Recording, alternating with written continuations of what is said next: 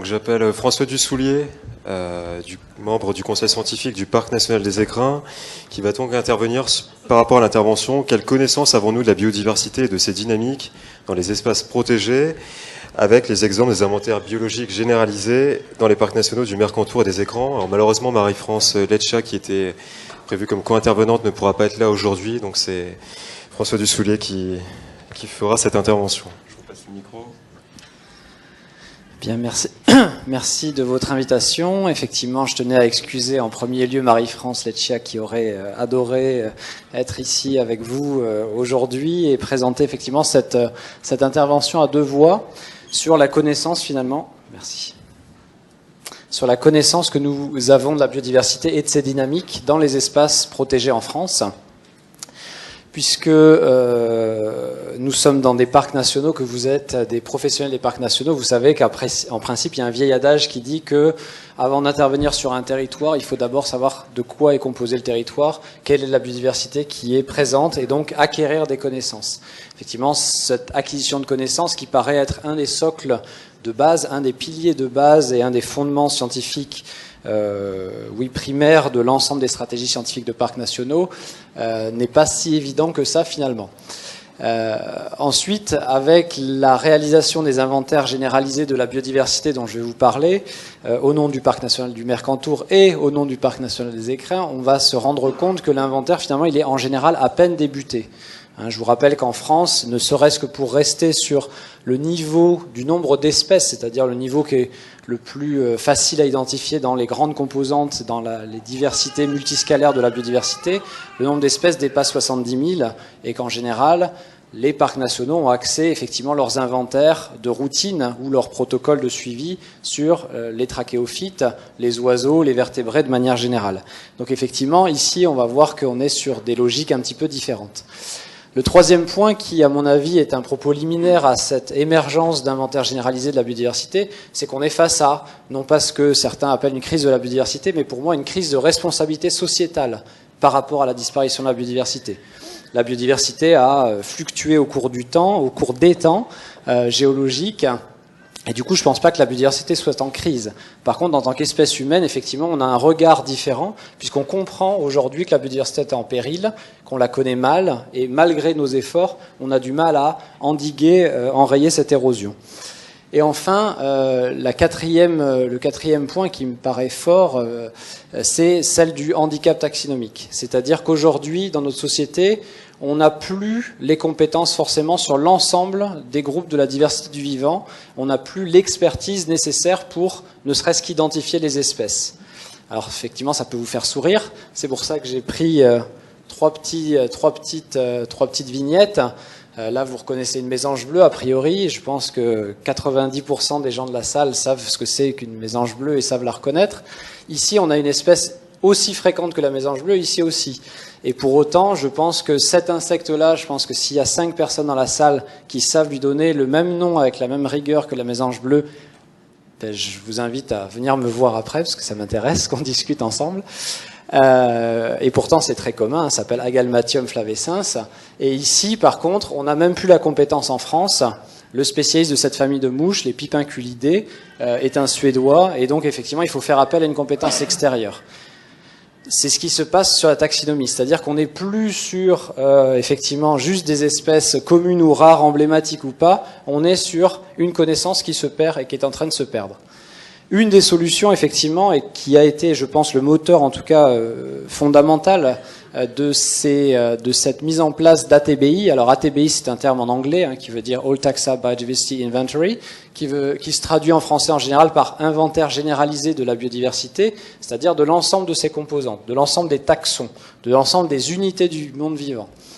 Ce programme a été lancé par le Parc national du Mercantour, en reprenant quelque part la méthodologie qui avait justement reçu le nom d'ATBI, qui venait des États-Unis, où le Parc national des Smoky Mountains, depuis 1998, inventoriait la biodiversité de son espace et faisait venir en fait des communautés d'experts, de taxinomistes, d'écologues, mais également de sociologues et d'autres corps de métiers des sciences humaines et sociales sur cet espace pour comprendre la biodiversité et l'inventorier dans cet espace.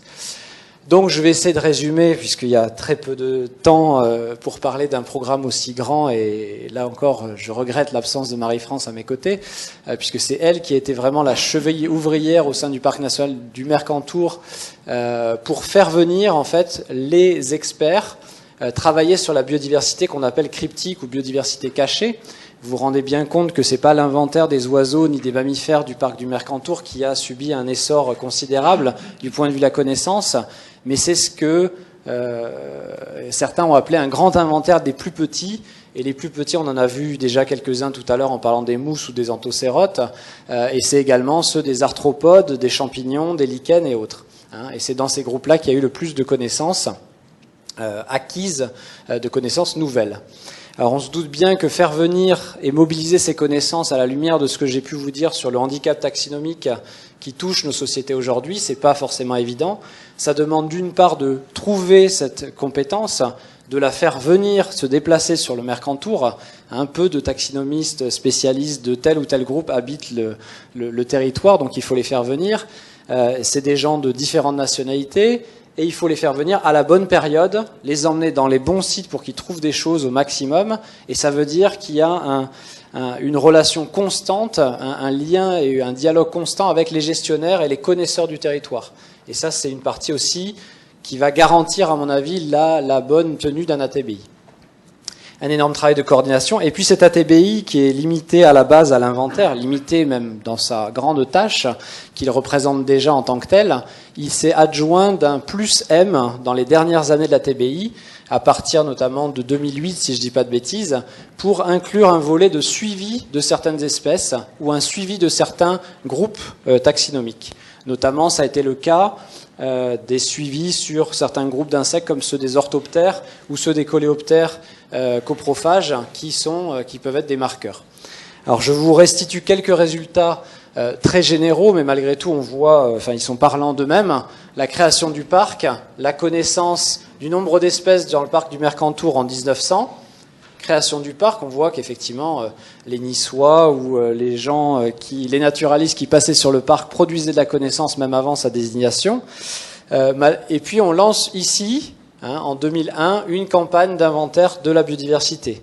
On n'est pas encore sur la TBI. Effectivement, on voit que la courbe du nombre de nouvelles espèces, de nouvelles occurrences en termes de taxons s'infléchit. Malgré tout, elle n'a rien à voir avec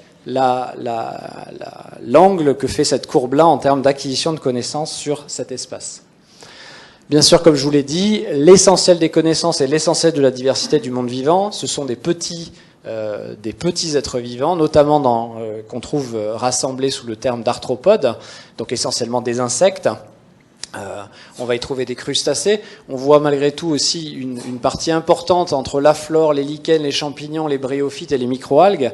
On voit qu'en gros, ces deux grands groupes, groupes se taillent la part du lion, là où même en 2010, année de la biodiversité, on parlait quand même essentiellement des vertébrés, c'est-à-dire d'une toute petite fraction émergée de l'iceberg de la biodiversité. Ici, le tableau montre, effectivement, on a pratiquement un doublement du nombre d'espèces entre début de la TBI et fin de la TBI en 2014, quand on fait le bilan. Tout ça, c'est d'un point de vue presque strictement taxinomique. Maintenant, d'un point de vue humain, je vous en ai parlé un petit peu, ça a demandé la mobilisation constante à la fois du personnel du Parc national du Mercantour, mais également la mobilisation donc de 350 taxinomistes et écologues qui se sont rendus sur le terrain ou qui ont permis d'apporter leur expertise aux collectes qui ont été faites sur cet espace. Près de 13 000 taxons recensés, espèces et sous-espèces, plus de 50 nouvelles espèces pour la science, et 73 publications scientifiques en 2014. Ça continue, il continue à y avoir des travaux toujours sur ce territoire du Mercantour. Et puis, fin 2012, il y a eu ce colloque auquel peut-être certains d'entre vous étaient, ce colloque à Barcelonnette qui a été en fait un point un petit peu de la fin de cette première tranche du programme sur la TBI du Mercantour. À l'occasion de ce programme, effectivement, je ne me suis même pas présenté, mais je dirige un muséum d'histoire naturelle dans le Var, et je suis conseiller scientifique du Parc des Écrins. C'est à ce titre-là que je suis là parmi vous aujourd'hui, avec les équipes du service scientifique du Parc des Écrins. Effectivement, on a réfléchi à ce qui nous avait été dit sur la manière dont ça s'était déroulé. Et notamment, effectivement, il y avait une envie sous-jacente de mener un programme qui permettrait de valoriser des connaissances et des compétences taxinomiques. On voyait qu'il y avait un retour en plus vers les équipes et vers les gestionnaires de terrain qui nous paraissait intéressant, un dialogue entre chercheurs et gestionnaires. Et puis, finalement, dans la réflexion, il y avait cet espace qui a été présenté tout à l'heure déjà, cet espace qui s'appelle la réserve intégrale du Lovitel, qui est, avec l'île de Bagot, l'une des 2 réserves intégrales, et puis qui a été en plus classée depuis 2012 à l'IUCN en catégorie 1, qui était cet espace donc situé sur la commune de Bourdoisan, dans le nord-ouest du parc national, de la zone cœur du parc national des Écrins.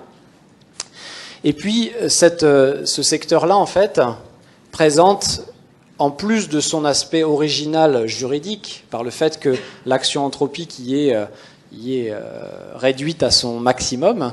On a un étagement qui part de 1500 mètres jusqu'à 3200 mètres, et on a des fortes zones de verticalité qui n'ont jamais été explorées d'un point de vue biologique. Bien sûr, on n'attendait pas de cet espace le même nombre d'espèces ou de taxons endémiques par rapport à l'histoire des Alpes-Maritimes et du Mercantour. On n'attendait pas la même chose, mais on avait envie de tenter l'expérience. C'est pour ça que j'ai appelé ça préfiguration d'un ATBI du Lovitel. Voilà, donc ça c'était pris de l'extérieur, ça s'est pris une fois qu'on est dans la réserve, donc dans cet espace. On a un étagement j'allais dire logique, on a une petite paissière ici, des mégaforbiers, puis on arrive sur des zones d'alpage et de rocailles, plus on monte en altitude, et puis on a ces pans de falaises là qui sont avec parfois certains petits replats qui peuvent être très intéressants et montrer des intérêts biologiques intéressants. Quelques chiffres, alors pas du tout à la hauteur de ceux du Mercantour pour l'instant. Ce programme-là a démarré en 2013 et pour l'instant il y a eu 6 sessions. 6 sessions différentes. Chacune de ces sessions a duré 3 journées, puisque l'accès à cet espace est relativement contraint. Il y a un petit refuge à l'extérieur qui permet effectivement de loger les scientifiques. On fait monter un mulet avec nous pour nous apporter de la nourriture et de quoi vivre sur place, mais on n'est pas du tout sur la même logistique. On n'arrive pas au bord de la route, on laisse son véhicule et on va faire du terrain. Voilà, on n'est pas du tout dans la même approche de l'espace et du territoire pour les spécialistes de ces groupes taxinomiques que la configuration que l'on avait dans le Mercantour. Pour autant, après, alors là, en plus, ça s'arrête en fin 2014. En prenant juste le nombre de nouveaux taxons découverts, on voit que c'est très important, puisqu'en 20 ans d'inventaire sur cet espace, on avait 16% du nombre total d'espèces que l'on connaît maintenant. Ça veut dire qu'en 9 jours, on a fait ce travail-là, en faisant venir justement des experts de groupes taxinomiques diversifiés. Donc, comme pour le parc du Mercantour, c'est bien sûr, on parle de résultats scientifiques, mais j'aimerais effectivement appuyer aussi la dimension. La dimension.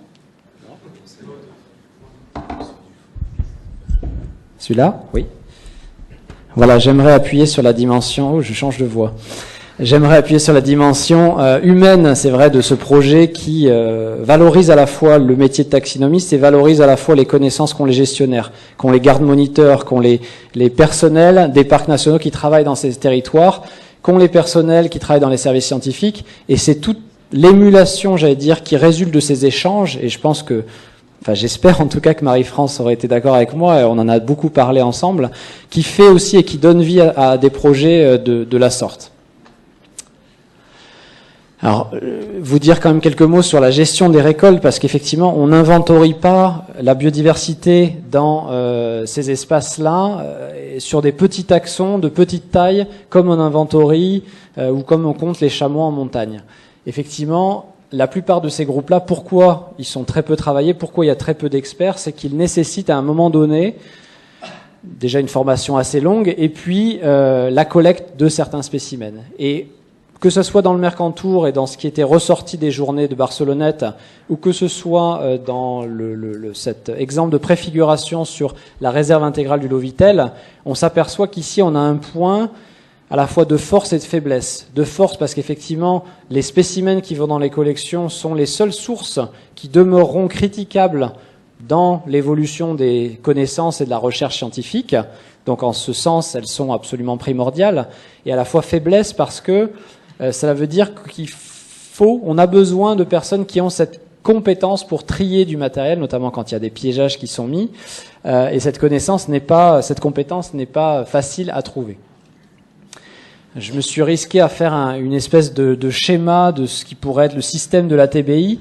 Alors sur un volet qui chasse l'écologie, là, qui serait centré sur les taxinomistes, je m'excuse pour tous les écologues de la salle, mais effectivement, l'espace, on commence sur le terrain, effectivement, il faut, pour reprendre les mots de quelqu'un qu'on a rencontré il y a peu de temps, qui s'appelle Philippe Boucher, et qui a l'expérience de ces grands inventaires du vivant, des chasseurs-cueilleurs. Il nous a dit, il faut jamais qu'ils soient fatigués. Moi, j'ai mis qu'ils devaient être enthousiastes. Effectivement, il faut des gens qui savent chercher sur le terrain.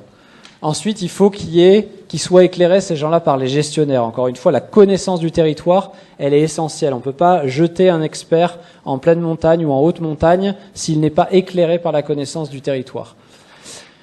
Ensuite, il faut des taxinomies, je vous l'ai dit que c'était pas facile. Et ensuite, il y a l'espace public. Et l'espace public, c'est là où on va retrouver les collections, les bases de données qui sont accessibles et qui sont publiques. Base de données Muséum National, sur le site de l'INPN, des publications scientifiques ou de vulgarisation et de la valorisation, qui peuvent être sous différentes formes, de la photographie, des films, de la communication. Quelques éléments pour faire un bilan, c'est qu'effectivement on voit que les parcs nationaux peuvent être des lieux de recherche, des lieux de référence, des lieux de capitalisation de connaissances, et qu'on est très loin aujourd'hui, dans la majorité des parcs qui ne se sont pas lancés dans les ATBI, d'une connaissance à un bon niveau, effectivement. Je vous ai parlé beaucoup de la valorisation du travail et de l'alliance qui me paraissait très importante et très enrichissante sur le côté humain et des compétences entre les chercheurs et les gestionnaires.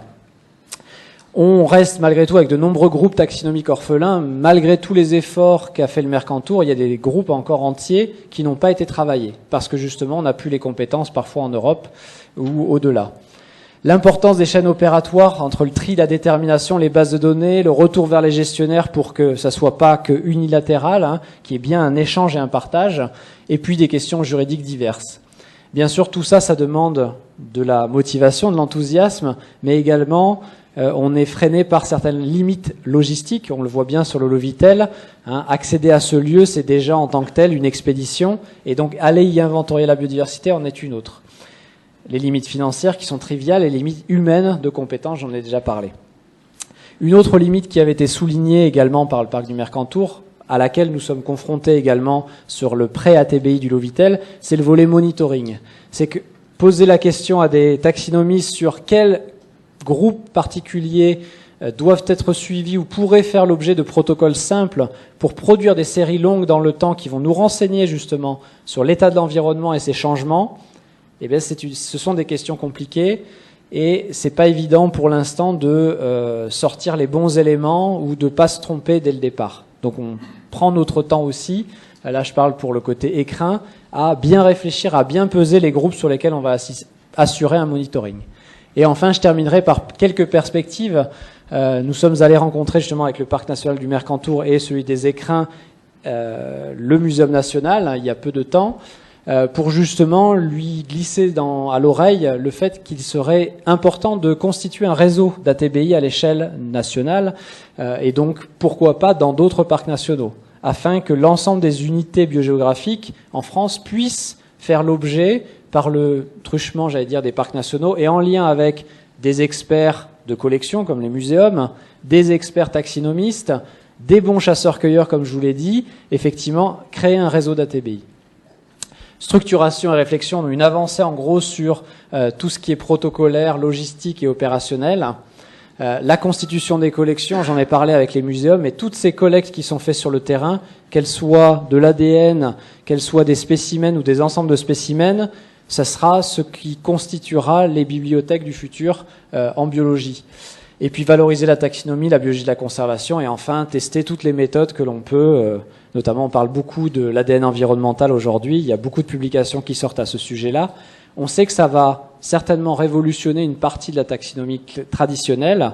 Malgré tout, pour l'instant, les résultats se limitent à certains compartiments, et on a besoin d'espaces de référence pour tester toutes ces méthodes avec les scientifiques en question. Voilà, et je remercie particulièrement les services scientifiques du Mercantour pour leur confiance pour me laisser présenter ces résultats ici devant vous, et ceux du Parc des Écrins qui me soutiennent toute l'année. Merci à vous.